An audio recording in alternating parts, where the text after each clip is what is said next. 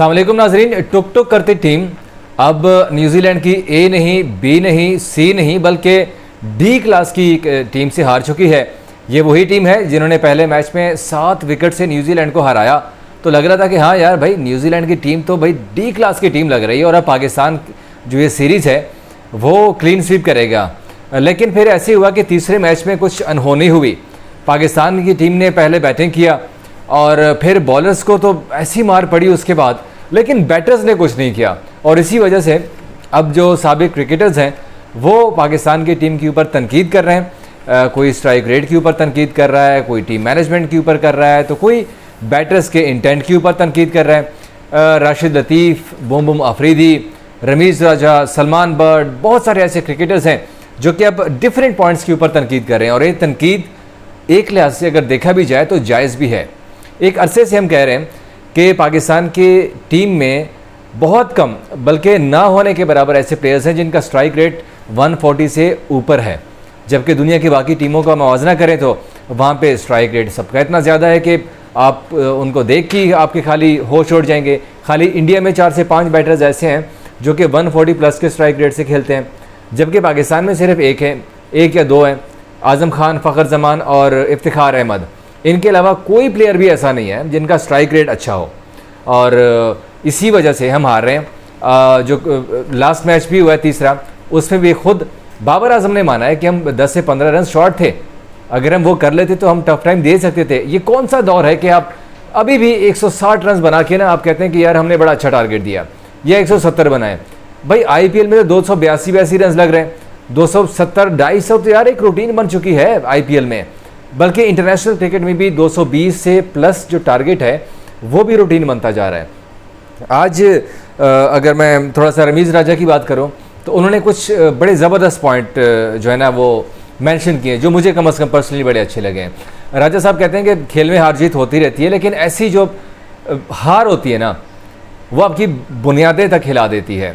रमीज़ राजा ने अपने पॉडकास्ट में कहा था और नो डाउट जब इस तरह की टीम से मैं मानता कि अगर ग्लेन फिलिप्स आते, डेरिल मिचेल, अपना केन विलियमसन, ट्रेंट बोल्ट, ये सारे होते यहाँ पर और फिर पाकिस्तान की टीम हारती तो आप कह भी सकते थे कि नहीं यार सॉरी, दोनों टीमें बड़ी बैलेंस थी लेकिन न्यूजीलैंड ने अच्छी गेम खेली है। लेकिन यहाँ तो आप न्यूजीलैंड के तकरीबन 3 से 4 डेब्यूटेंट लड़के हैं यार, उनके सामने भी आप इस तरह हार रहे हैं और एक मार्क चैपमैन को आउट नहीं कर सके। तो इसीलिए वो रमीज़ राजा ने एक और भी पॉइंट नोट किया कि स्पेशली वर्ल्ड कप से पहले जब वर्ल्ड कप सर के ऊपर आन पहुँचना है, इस तरह से हारना ये नाकाबिले बर्दाश्त है और इससे आपकी जो है ना वो आपकी जड़ें हिला देता है। ये कीवीज़ की बी टीम भी नहीं है, जैसे मैंने कहा रमीज़ राजा भी उन्हें कह रहे हैं कि ये बी टीम भी नहीं है न्यूजीलैंड की, और उसकी रीज़न ये है कि कोई भी प्लेयर पाकिस्तान की टीम में ऐसा नहीं था जो कि बड़ी इनिंग्स खेल सकता था। हमारी बॉलिंग भी उस दर्जे की थी, चाहे वो नसीम शाह थे, चाहे वो शाहीन शाह अफरीदी की थे, एक शादाब खान के अलावा कोई भी अच्छी इनिंग्स नहीं खेल सका। रमीज़ राजा कहते हैं कि यहाँ पर 250 रन का टारगेट कम से कम होना चाहिए था। शाहिद अफरीदी की अगर बात करूँ मैं, जो खुद एक पावर हिटर हैं, उन्होंने कहा कि भाई इस तरह की कंडीशन और पिचेस के ऊपर कम से कम 220 रन तो होने चाहिए थे, लेकिन पाकिस्तान की टीम वो भी नहीं कर सकी और इसी वजह से हम लोग हार गए। क्योंकि पिंडी की पिच थी और पिंडी की पिच हमेशा बैटिंग के लिए साजगार समझी जाती है, तो बैटिंग कम से कम हम लोगों ने अच्छी नहीं है। साथ साथ स्ट्राइक रेट की भी शाहिद अफरीदी ने मेंशन किया है कि एक शादाब खान ने इनिंग्स अच्छी खेली है, जबकि बाकी जो बैटर्स हैं, बाकी जो प्लेयर्स हैं, उनको भी शादाब खान को देखना चाहिए कि वो किस तरह खेले हैं। स्ट्राइक रेट उनको शादाब की तरह लेके जाना चाहिए और मार्क चैपमैन से सीखना चाहिए। ये सबक है पाकिस्तान के लिए कि मैच को फिनिश कैसे करना है, लेकिन शायद हमारे खिलाड़ी पता नहीं खैर कब जो है वो सबक सीखेंगे इनसे। फिर राशिद भाई की अगर बात करूँ, राशिद लतीफ़ की, तो राशिद लतीफ़ का तो खैर बहुत डिसहार्ट नज़र आया। वो कहते हैं मैं बहुत उदास हूँ, मतलब हमारे प्लेयर से ज़्यादा जो है ना आम लोग ड्रेसिंग रूम में दीगर लोग बहुत ज़्यादा हैं। पावर प्ले ख़त्म होने के बाद हमारे पास ऑफ स्पिनर ही नहीं है। आपने ओपनिंग को छेड़कर आगाज़ में रन रेट तो बेहतर किया मगर बाद का तवाज़ुन ख़राब कर दिया। ये बड़ा इंपॉर्टेंट पॉइंट है जिसको मैं डिस्कस करूँगा।